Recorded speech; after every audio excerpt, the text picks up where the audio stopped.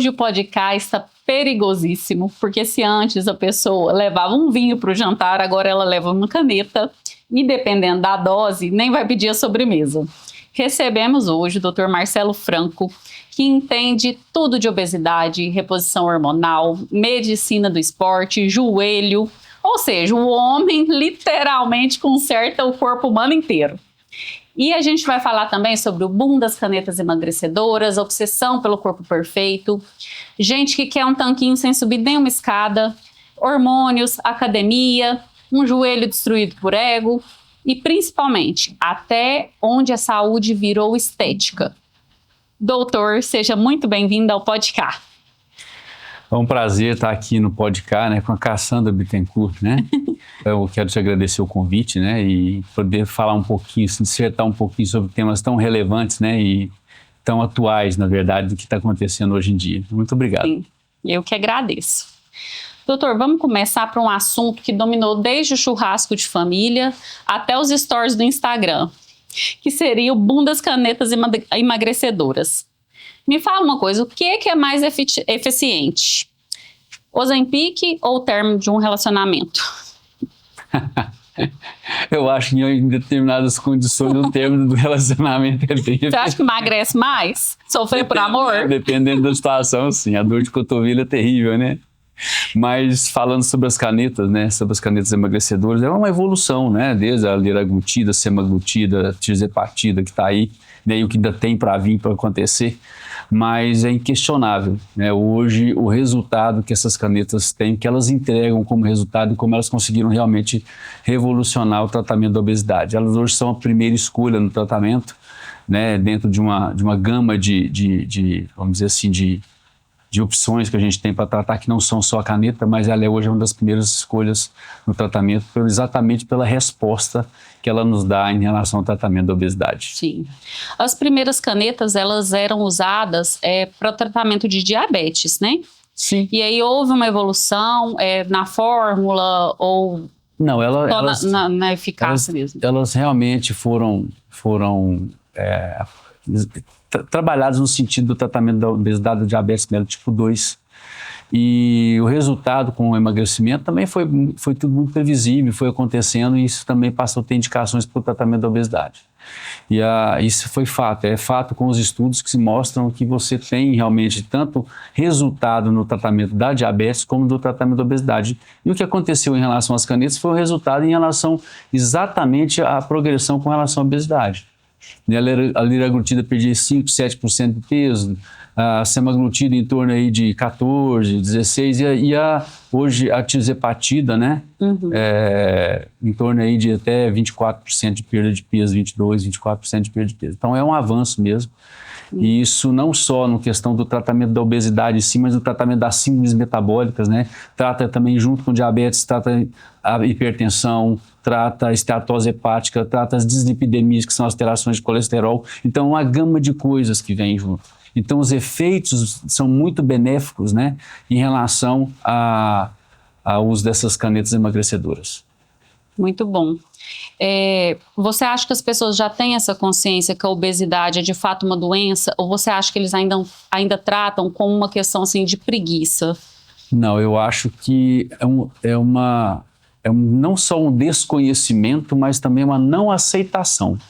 Né? A pessoa que está obeso, ela prefere não subir na balança, ela prefere não se olhar no espelho, mas ela não quer ser chamada de obesa. Então, o paciente, quando vai no meu consultório, eu falo assim, você tem algum outro problema de saúde? Ele fala, doutor, eu sou hipertenso, sou diabético, pré-diabético, eu tenho hipertensão, né, vamos dizer assim, mas ele não fala, eu sou obeso. Então, é um problema de uma aceitação ainda. Aceitação mesmo, porque né? ele quer se incluir, ele não quer se excluir dentro de uma sociedade tão exigente que a gente tem com relação à estética, né? Então, ele fica se sentindo um pouco constrangido. E isso é fato, né? Então é por aí. E tem pessoas que também já são magras e agora querem ser magras premium, né? Continuam buscando a estética perfeita. Exatamente. Existe realmente a questão talvez maior seja essa questão da busca estética, né? a perfeição, vamos dizer, que a gente chama de dismorfismo visual, né? A pessoa olha no espelho e fala, mas eu tô gordo, às vezes não tem nada daquilo, né? Não tá assim, não é essa complicação tudo. Aí ele quer usar caneta ou ele quer fazer uma cirurgia reparadora plástica, né? Então, assim, é exatamente isso, né? Então, é uma dismorfia mesmo. Eu acho que até a gente, principalmente as mulheres, até quando a gente tira uma foto, se você olhar 10 vezes aquela foto, você não vai postar. Né? A gente sempre busca um defeito, alguma coisa que não tá legal. Até a gente participou, né, daquela palestra lá do Augusto Cury e ele falou isso, né? Parece que tem todo um fundamento psiquiátrico em cima disso, uma janelinha que abre ali para mostrar só o que te traz uma lembrança, uma imagem negativa, né? Exatamente. E você atende pessoas que querem ser magras, mas não querem perder o rodízio de quinta? Eu sempre falo para meus pacientes que assim, é uma adaptação. Quando você vem com um propósito, né, e você quer emagrecer, você foi lá procurar uma ajuda minha. Uhum. Então é o primeiro passo que o paciente tem que dar, que eu acho que é o mais importante. Eu vim aqui procurar um suporte. Eu simplesmente faço que ele entenda que aquilo ali é importantíssimo. Ele não pode ir lá só não cuidar da saúde ou cuidar mais ou menos e jogar um dinheiro fora, né? Porque é um custo tudo isso. Sim. Então as pessoas eu tenho que ser, na verdade, que eu falo para meus pacientes, a ponte. Eu tenho que entregar a ponte para que ele saia daqui e chegue lá. Eu não tenho que ser a muleta para carregar ele para atravessar para o outro lado. Uhum. Então ele tem que conseguir, ele tem que ser herói da sua história. Sim. Então, se ele nesse meio, nesse caminho, ele se perde, ele não vai conseguir ter o resultado que existe. Então, esse é um dos objetivos do tratamento médico, você saber aonde está tendo os erros e aonde pode estar sendo corrigido. E essa dieta, vamos dizer assim, suja, né, que é o que eu falo, uma dieta mais, o dia do lixo, hoje é quinta-feira, eu fiz dieta a semana inteira, hoje são as exceções, né? São as exceções. Eu falo exatamente assim para o meu paciente. Você conseguiu ter um déficit calórico de 2.500, 3.000 calorias na semana com a sua dieta, com o seu treino, com a sua atividade.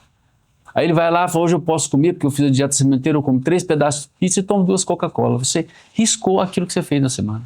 Então você vai começar a sua segunda-feira, ou o dia que for, tudo de novo. Você vai começar do zero, porque você tem uma etapa que você tem que passar. Você tem um trajeto que você tem que seguir. Depois, lá na frente, você vai poder falar, hoje eu vou comer uma pizza, eu já perdi tanto de peso, eu estou tranquilo. Você já está adequado na dieta, você já está adequado na sua transformação que você tem que passar. Você já está adaptado na parte de entendimento do que é dieta, do que é alimentação, de como você perdeu no trajeto todo. Então você vai poder se permitir. Mas nesse começo, até chegar lá, se perder numa condição dessa é um risco. É um risco e é uma fase de adaptação até difícil, né? Por isso que as pessoas às vezes não conseguem dar prosseguimento a esse tipo de tratamento. E também tem que ter, você falou aí no início da sua fala, é quase que um acolhimento psicológico mesmo, né? De você entender a relação do outro ali como humano, que vai ter aquela dificuldade, né? O paciente, quando ele vem no consultório, ele precisa ser acolhido. Mas ele precisa ter um entendimento do grau do problema que ele apresenta para ele chegar a saber aonde ele quer chegar. Então, o que eu falo para meus pacientes com muita clareza é que eles não estão mais sozinhos. Eles estão comigo e eu vou cobrar, não é porque daqui o mês que vem, 2 meses, você volta comigo. Não funciona. Tem que ter um acompanhamento próximo e assim por isso que eu tenho meus resultados. Porque eu consigo abraçar o paciente, você está comigo. E se eu precisar, eu puxo a orelha, né? Então quer dizer eu consigo ajustar no meio do caminho. Se eu começar a fazer tratamento com você hoje e amanhã eu faltar na academia, você vai lá em casa me acordar? Ou não, esse tipo de serviço você ainda não está prestando? Não estou prestando esse serviço ainda, né? Mas no consultório eu vou saber que algumas coisas não foram bem feitas, né? E a gente ajusta no tempo. E vamos falar sobre o risco, né, que é de você fazer o uso desse medicamento, dessas injeções, de forma indiscriminada. A gente vê já na internet alguns pontos, né, que alguns usos aí meio undergrounds, de forma, vamos dizer assim, sem acompanhamento médico, pode dar alguns danos. E pode. Não é só o uso da caneta, porque passar a caneta e prescrever a caneta ou vender a caneta, o farmacêutico faz isso, toma a caneta. Sim. E aí o que vai acontecer depois disso? Você vai usar de forma às vezes inadequada, você vai ter um perda de peso, que é o esperado, você pode ter reações que podem ser desde hipoglicemia, algumas outras alterações que também podem interferir até na questão alimentar, de micronutrientes, algumas outras coisas que podem levar a efeitos colaterais maiores. E aí os pacientes chegam para mim, eu tendo que reparar danos desses pacientes, porque eu sei aonde a coisa pode estar complicando. E aí uma outra situação também é que eles fazem uso da medicação e acha que pronto, eu usei a medicação, perdi ali 15, 20 quilos, tá tudo certo, eu posso parar. E aí é um erro, porque existe todo um protocolo de desmame, de cuidado, de avaliação nutricional. Esse aí é um processo que tem que ter um acompanhamento ainda por mais longo prazo, uma orientação médica que seja, para que ele não tenha esse reganho de forma tão rápida. Porque pode reganhar de forma até 4 vezes mais rápida do que o normal. Então, aí você jogou aquilo fora, jogou sua saúde fora, você pode se complicar. O acompanhamento médico te dá essa condição de fazer com mais segurança, com mais previsibilidade, com mais cuidado e mais resultado. Sim. Você até citou aí alguns exemplos de efeitos colaterais, você pode citar mais alguns desse uso indiscriminado, o que pode acarretar para a saúde? Sim, se você não tiver uma dieta equilibrada, por exemplo, essa perda de micronutrientes que pode levar a eletrólitos, vitaminas, queda de cabelo. Né? Então, isso é previsível. E se acontecer numa situação, está acompanhando.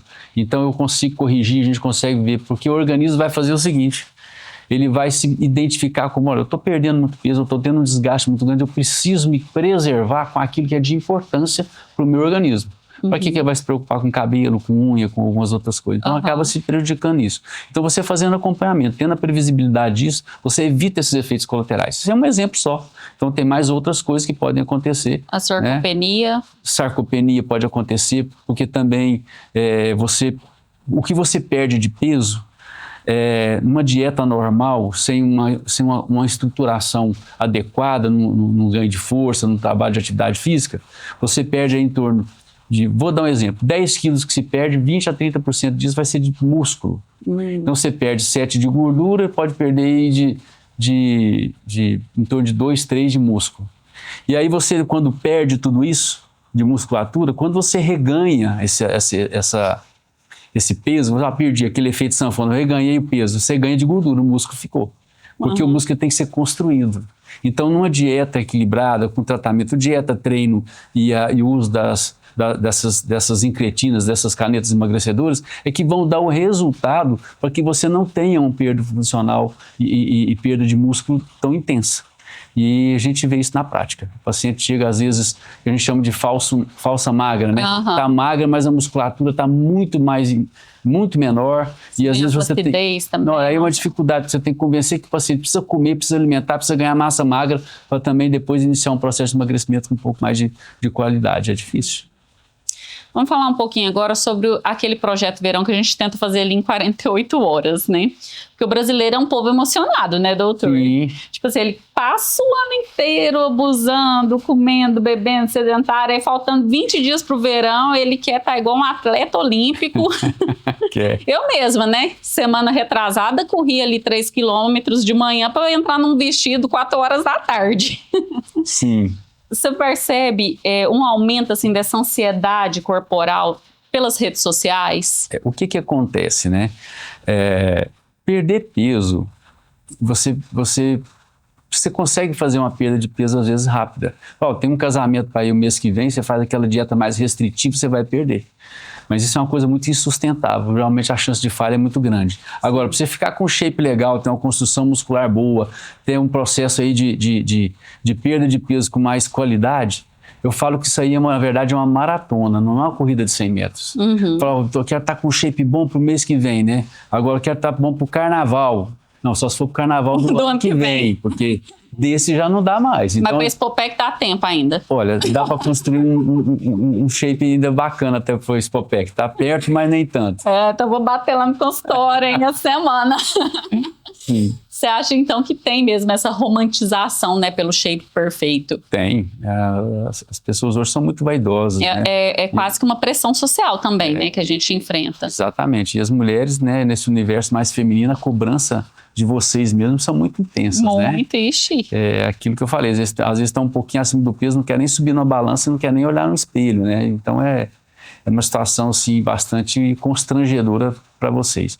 Hoje as pessoas têm que ver não só a questão estética, mas isso é importante, mas a questão da saúde em si, né? A gente tem condições de emagrecer com saúde. Esse é o diferencial de um acompanhamento com mais qualificação. E nessa era que a gente está vivendo também, da questão das doenças mentais, né, da ansiedade aí a mil, você acha que atrapalha muito essa questão da ansiedade durante o tratamento? Ou você acha que ainda o seu maior obstáculo seja aquele paciente sem o foco mesmo, sem a força de vontade? Olha, o tratamento psicológico e um acompanhamento é importante, sim. Até mesmo porque algumas compulsões alimentares, alguns fenótipos, alguns transtornos da fome também estão relacionados a essa questão da ansiedade, de processos depressivos. Tanto é que tem medicações que auxiliam no processo do emagrecimento, que exatamente são medicações nesse patamar, nesse nível de tratamento, né, que a gente chama de a segunda linha de tratamento, onde você trata os fenótipos da fome, né, se é uma fome emocional, cerebral, se é um slow burn, se é uma gama de coisas que você tem medicações específicas que mexem exatamente com a condição cerebral. Então é importante, sim, essa parte psicológica, essa parte da ansiedade, tudo faz também parte um pouco desse universo de quem trata a obesidade. E tem alguma contraindicação de pessoas, às vezes, com transtorno depressivo ou com ansiedade em tratamento, toma medicação para isso e tomar também a medicação para o emagrecimento? Não, faz parte até do tratamento. São uma coadjuvantes, né? Um ajuda o outro ali com bons resultados. Então, e como você acha que a gente consegue equilibrar a saúde física com a saúde mental? Porque hoje também muito se fala que a própria academia, né, faz bem para a questão, né, da saúde mental. A gente, por exemplo, a parte da atividade física, existe uma correlação que uma atividade aeróbica, né, ela de rotina, ela tem o mesmo efeito que um antihipertensivo. Então é como se você estivesse tomando um antihipertensivo, um antidepressivo, quer dizer, desculpa. A atividade física teria a mesma proporção de tratamento que um antidepressivo. Então, assim, você tem uma ideia como a parte da atividade física, como tudo isso se interage num processo aí de condição mental, psicológica. E uma coisa que eu falo para os meus pacientes, que muitas vezes eles perguntam assim, qual que é o peso ideal, né? O peso ideal é aquilo que você está bem fisicamente, laboratorialmente, de saúde em si falando, e psicologicamente. Eu cheguei naquele limite meu que para mim tá bom, doutor, porque tem pacientes que olham falando, eu tô obeso, mas para mim tá ótimo, tá muito bem, para quem mal conseguia caminhar direito e fazer alguma atividade física, agora consegue fazer tudo, ele tá se sentindo muito bem, então tá tudo certo, os exames estão bem, laboratorialmente estão bem, psicologicamente ele tá bem, então isso para mim é o peso ideal, vamos dizer assim, a saúde especificamente. Você acha que a cirurgia bariátrica, para um paciente muito obeso, por exemplo, ela ainda é viável, ou você acha que o tratamento por si só, um tratamento que você talvez disponibilize no seu consultório, com todo o acompanhamento, seja mais eficaz ou tão eficaz quanto? Vamos dar mérito à cirurgia bariátrica, né? Também alguns pontos. Hoje as medicações têm se aproximado dos resultados da cirurgia bariátrica. Por exemplo, a retratutida, são algumas medicações que vão vindo, que vão combinar, vão se parear muito com a cirurgia bariátrica. Não estão ainda no mercado. Mas a cirurgia bariátrica, ela tem a sua necessidade. Tem pacientes que não conseguem fazer dieta, que não têm resultado com o tratamento, e a cirurgia bariátrica, ela é uma opção. Eu falo para meus pacientes que você tem 3 formas de perder peso: dieta, medicação, cirurgia bariátrica. É essa forma que você perde peso. Então, faz parte de um arsenal de tratamento. Sim. A questão da cirurgia bariátrica é que existem alguns tipos de técnicas que algumas são um pouco mais, vamos dizer assim, agressivas na questão intestinal, e há outras menos agressivas. Mas todas levam a algum déficit, alguma dificuldade. E lembrando uma coisa que eu sempre falo para os pacientes também, estatisticamente, esses pacientes que fazem a cirurgia bariátrica, eles podem ter em torno de 50%, 60%, ter um reganho de peso em torno de 5 anos, e quase 90% desses pacientes podem ter um reganho de peso em 10 anos. Então, é muito importante no começo, mas não só ficar com a cirurgia bariátrica, mas ter sempre um acompanhamento. Também de vida. E aí é uma mudança que tem que ser definitiva para o resto da vida, né? E também por ser uma mudança muito drástica, porque até mesmo com a questão dos injetáveis ou do tratamento acompanhado em consultório, é um processo, né? Agora, a bariátrica parece que é uma coisa mais repentina. Fez, no outro dia você já acorda com o estômago bem pequenininho, já está limitado. Já fica. Então, eu imagino também que as questões assim, psicológicas, da questão de contraindicação, não é para todo mundo, né? E existem os critérios, né? Então, hoje, a gente sabe que a cirurgia bariátrica, ela tem seus resultados, sim, mas os critérios são bem estabelecidos também. Sim, ótimo. Vamos entrar num tema delicado agora, né? Porque hoje em dia parece que todo mundo está com a testosterona baixa. Você acha que tem uma banalização também do uso de hormônios, dessa reposição hormonal? As pessoas, né? Então, assim... vamos falar testosterona, vamos falar assim, onde faz parte do universo feminino e masculino, né? Então, vamos nas duas áreas aí. Na parte masculina, mulher, estou cansado, estou indisposto, tenho sentido um pouquinho de fadiga e ando, né? Não ando legal. Aí vai lá para fazer uma avaliação hormonal. Muitas vezes também não é. Então, você tem que avaliar tudo isso, tratar ou não ter que tratar. E se tiver um déficit hormonal, como seria esse déficit hormonal? Se ele é primário, se ele é secundário, dentro dessas avaliações, se há necessidade de tratamento ou não. Vou dar um exemplo aqui. Num paciente obeso, você pode ter uma queda de testosterona provocada pela obesidade. Isso a gente chama no síndrome MOSH, que é o hipogonadismo masculino provocado pela obesidade. Então, tratar a obesidade já pode ter uma grande resposta com relação à melhora de todos esses sintomas que pode acontecer no universo masculino. E ele pode se recuperar nessa condição. E não é tudo testosterona, vou dar testosterona. Tem vezes que você muitas vezes você tem que estimular o organismo a produzir, e isso a gente avalia nos exames, da forma que a gente observa na questionamento clínico, nos exames laboratoriais, se existe essa possibilidade ou não. É sempre definir a causa primeiro, antes de definir o tratamento.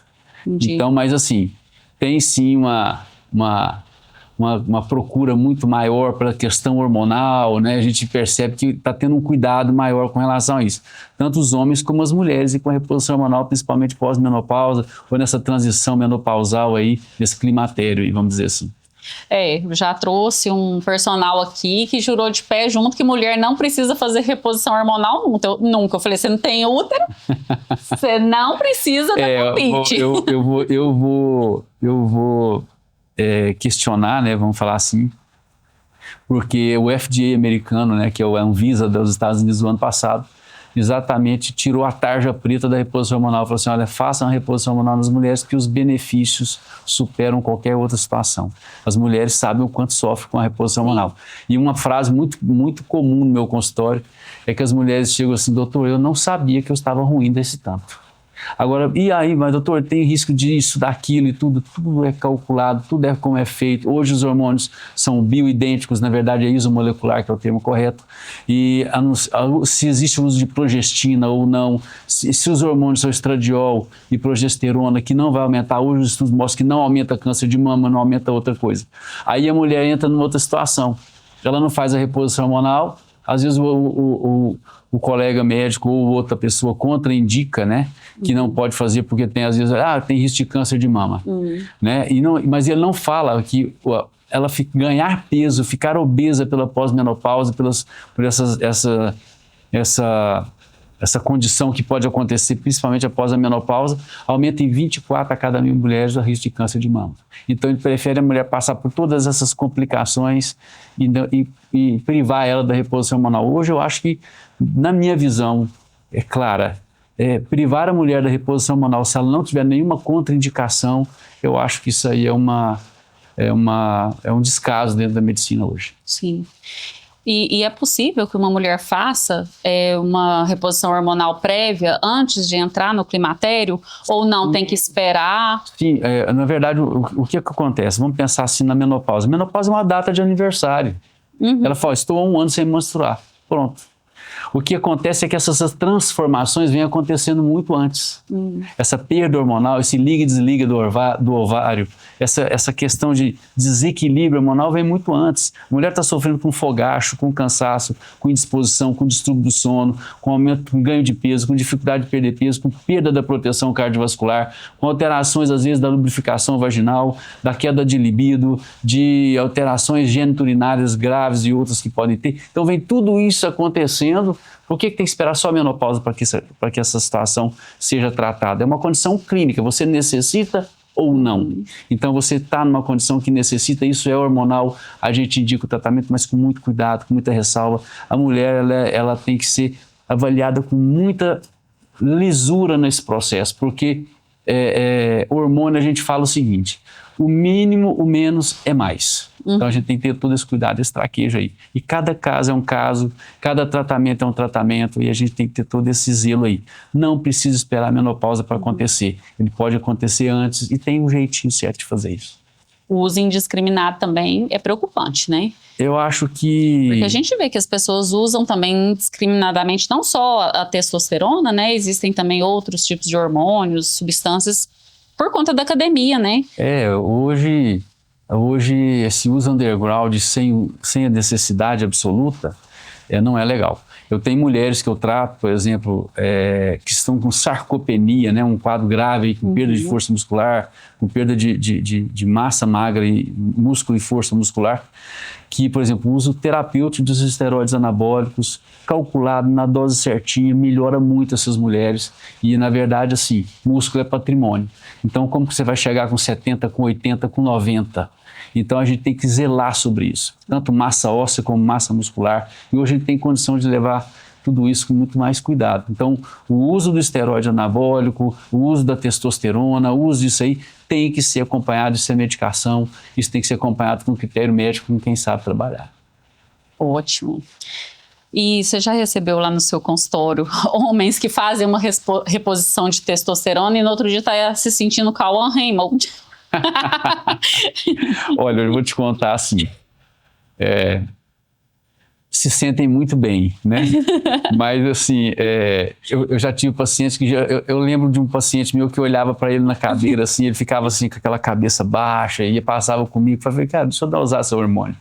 Avaliei a parte hormonal dele, ele tomando antidepressivo, ansiolítico e sentindo dor e nada e muito mal. E eu peguei e fiz, ele realmente estava hipogonádico, teve que entrar direto com testosterona para ele, pelos critérios que apresentou, examinei, avaliamos tudo e tudo certo. Esse paciente chegou depois de uns 2 meses no consultório, assim, já acompanhando, ele falou, não, doutor, eu estou bem demais, né? Eu brinco com eles assim, falo assim, se eu te der uma enxada, você capina um lote para mim, fala, mostra onde está esse lote para mim que eu resolvo isso tudo. Então, assim, é um ânimo, né? Não tem como virar o Cauã, né? Mas melhora bem o astral, a autoestima, né? Melhora bem o alto astral, melhora a autoestima, melhora lá o relacionamento no casamento, e melhora muita coisa que ele se sente bem mais útil, vamos dizer assim. Mas cuidado, viu, gente? O uso indiscriminado é para usar igual tome o whey protein sabor cookies, não, viu? Vocês têm que ir no consultório, ver se está precisando mesmo. O uso indiscriminado dá problema também. E como que você lida também com essa questão da medicina séria e o modismo? Porque hoje a gente tem aqueles modismos da internet, né? Que não é só também a questão da medicina séria. A gente tem tratamentos paralelos aí, alguns muito estranhos, né? O que dificulta muitas vezes, né, essa questão hormonal, testosterona, né, de tudo isso? É que a gente fica, né, o paciente, na verdade, fica entre uma condição assim, naquele uso, vamos falar da testosterona, naquele uso recreativo, naquele uso que a pessoa quer para ficar com shape bom, entre o médico que tenta tratar de forma adequada, que tem o conhecimento para tratar, e aquele que não tem conhecimento, mas prefere criticar. Então ele não sabe para onde vai, né? Então, o que a gente tenta fazer de forma séria é que as coisas hoje não existe achismo, eu acho que pode ser, não dá. A medicina hoje ela tem que ser baseada em evidência, ela tem critérios muito estabelecidos, a gente faz aquilo que a gente tem evidência para fazer. Então, eu acho que isso é a forma séria de ser. É o paciente que se beneficia com isso. Sim. Então, porque se for procurar o que ele faz, ele vai perder. Você pede um pneu aqui, outro ali e tal. E eu acho que não é isso. Temos grandes profissionais que trabalham nessa área de maneira séria, de maneira que pode ajudar o paciente ele fazer a sua reposição de forma adequada. Nada desses usos underground, nada desses usos abusivos, que também são lesivos e que pode trazer complicações graves e que muitas vezes alguns pacientes chegam para mim já usando de forma abusiva porque quer ficar daquele jeito, né, com aquele shape legal. Eu avalio, examino tudo e eu sei se aquilo é para ele ou não é. Então, assim, tem todo esse cuidado que a gente tem que ser. Na verdade, a reposição é saúde. Fora disso, a gente tem problema. Eu acho que isso é a medicina séria. Uhum. Vamos falar um pouquinho também de uma outra especialidade sua, que é joelho. Sim. Joelho é igual boleto parcelado, né? Eles só vão atrás na hora que dá problema. Vão. Doendo, doutor, é mais ou menos assim. Né? Dá um sinal e eles vão procurando. E muitas vezes, é engraçado, você tocou aí numa situação. O paciente chega com dor no joelho, né, e ele está obeso, está piorando, agravando o quadro de dor no joelho dele, e ele está hipogonádico por conta da obesidade. Então, o nível de testosterona, o hormônio está todo complicado. Então, eu consigo fazer esse tratamento hoje um pouquinho mais, né, consigo abordar as três coisas. Mas voltando à questão do joelho, o joelho, ele não é assim, hoje nós temos recursos, está caminhando a coisa para que a gente consiga ter uma longevidade maior do joelho e um cuidado maior em relação ao joelho. Nem tudo é cirúrgico, nem tudo é artroscopia, nem tudo é prótese, nem tudo é só medicações, né? A gente tem aí uma mudança de vida, estilo de vida, perda de peso, um acompanhamento médico, a gente consiga trabalhar melhor esses joelhos. Mas joelho eles procuram quando a coisa está meio complicada. Só quando está difícil, quando... E qual que é o esporte que você acha assim que piora mais a situação? É o futebol profissional, futebol ali do final de semana, é uma modalidade tipo uma corrida, um crossfit? O que você acha mais prejudicial para o joelho? O joelho, cada esporte tem sua nuance, né, em relação ao tratamento, né? Em relação ao tipo de lesão mais específica em relação a determinado esporte. Futebol é muito comum lesão ligamentar, né, lesões torsionais no joelho, pivotantes no joelho, pode levar a essas lesões ligamentares. O crossfit, a gente brinca, a gente tem umas memes assim no Instagram que fala assim, os ortopedistas vibrando que abriu mais um crossfit. Então, mais ou menos assim. Eu tô afastada, hein, gente? Agora, o que eu quero falar assim, o joelho ele tem que ser uma articulação muito nobre, né? Ele tem que se movimentar e suportar o peso do corpo.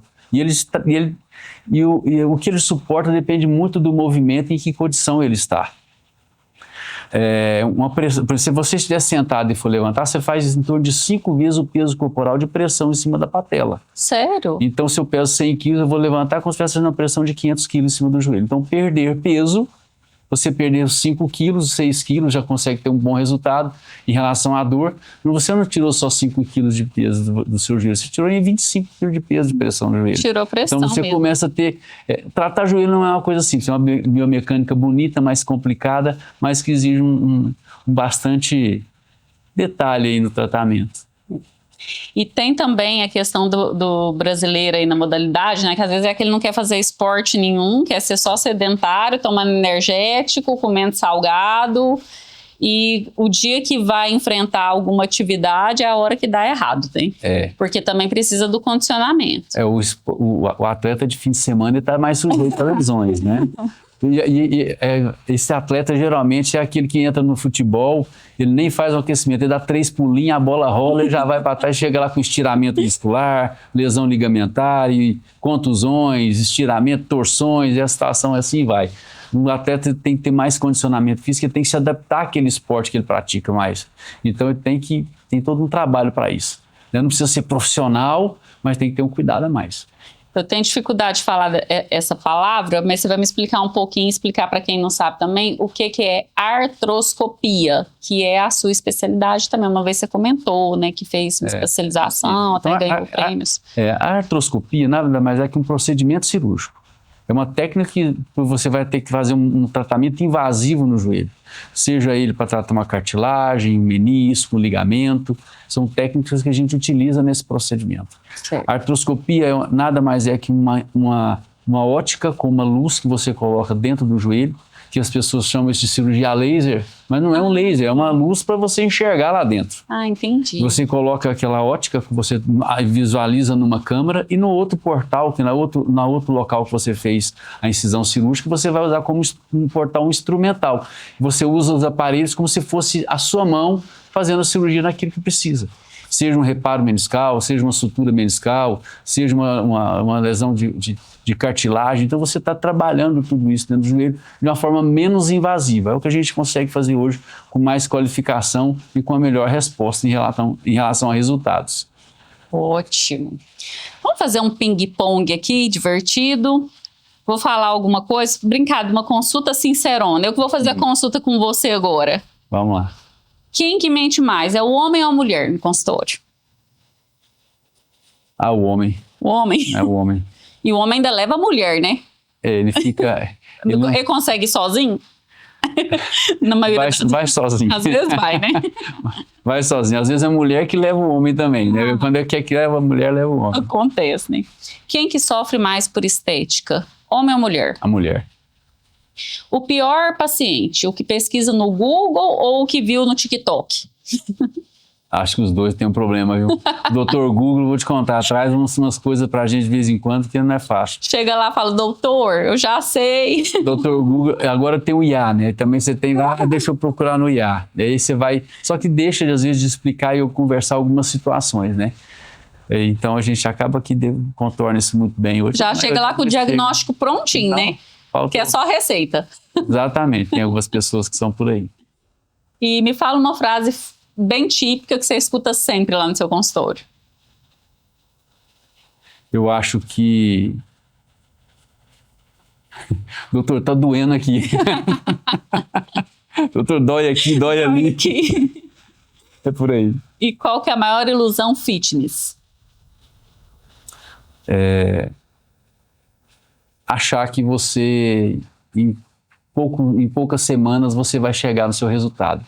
Exige eu falo que tudo isso é uma maratona, não é uma corrida de 100 metros. Mas você me prometeu que até a Expopec eu vou estar enxutinho, hein? Aí já dá uma meia maratona. Shape ou saúde? Saúde, né? O shape é consequência.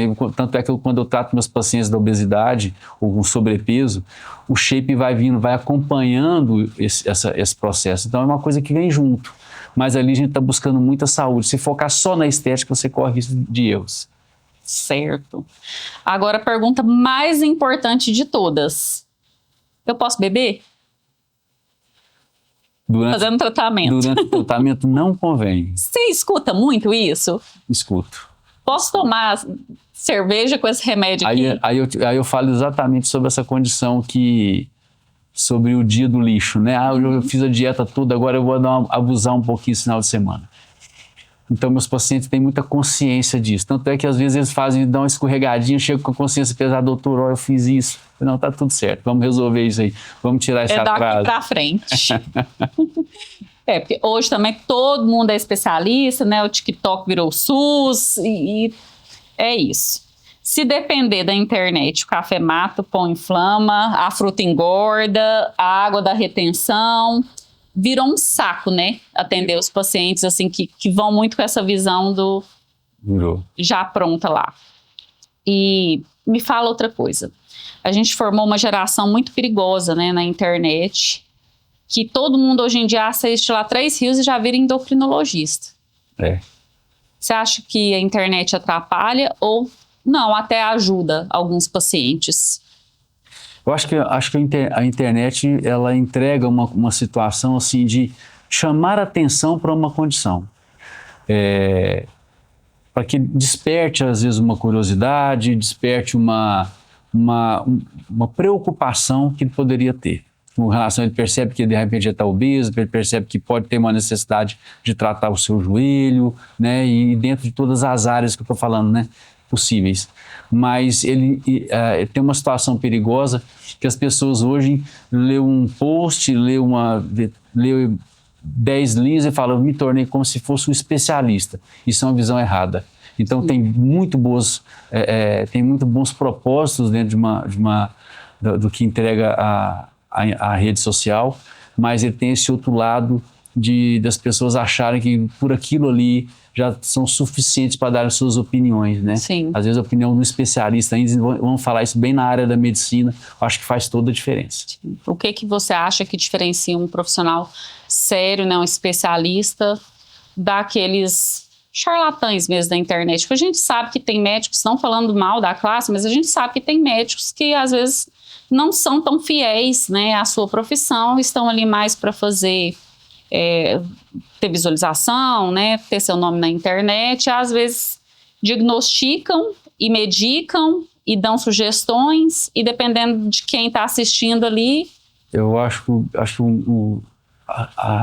o que diferencia isso assim, eu acho que o conhecimento ele tem que ser mais aprofundado, o médico tem a obrigação de ter o conhecimento do que ele está tratando, e eu acho que o foco sempre tem que ser o paciente. O que é melhor para o paciente? Quais são os vários caminhos que eu tenho para chegar a um cuidado, para ter um resultado? Qual é o melhor caminho para esse paciente? Um erro muito grande que a gente vê hoje que a gente mistura, né? Realmente existem alguns maus profissionais, sim, com más formações e que realmente as pessoas às vezes acabam colocando todo mundo num combo só, num balaio só, e falando que aquela medicação é ruim, aquilo ali é ruim, aquilo não é bom. E demonizam um tratamento que poderia ser muito bem utilizado por algum médico com mais responsabilidade. E outro erro que eu acho, que isso aí para mim eu levo comigo, é que a gente não deve pensar só na monetização do consultório. Que fala, nossa, se a pessoa focar em ganhar dinheiro, ele vai esquecer do paciente. Então, acho que o foco é o paciente e o dinheiro tem que ser consequência. Ele não pode ser jamais a prioridade. Até mesmo porque os seus pacientes acabam se tornando, assim, referência para outras pessoas, não né? Porque tem a consequência lá do emagrecimento. É um espelho, né? É um portfólio ambulante que está ali mostrando todo o tratamento que você dedicou a ele, né? É isso aí. Gente, por hoje a gente fica aqui. Agradeço muito, Dr. Marcelo. Vocês podem mandar no direct, lá no Instagram, aqui no YouTube, perguntas. Se quiser mandar alguma informação adicional para a gente debater no próximo episódio. Agradeço muito a sua presença também, viu, doutor? Eu que agradeço o convite, né? Muito bom. É bom estar aqui nesse bate-papo aí com temas tão relevantes, né? Espero que venha mais vezes, viu? Posso deixar o contato aqui? Claro, vamos lá. Olha, se vocês quiserem me seguir no Instagram, Dr. Marcelo Franco, tá? O atendimento atendo na Clínica IOT, que é o Instituto de Ortopedia e Traumatologia de Ituiutaba, 3261-1618. Lá você pode marcar tanto a sua consulta, também como pode marcar também com outros profissionais aí que for preciso, tá bom? Certinho. Obrigada. Obrigado. Tchau, tchau.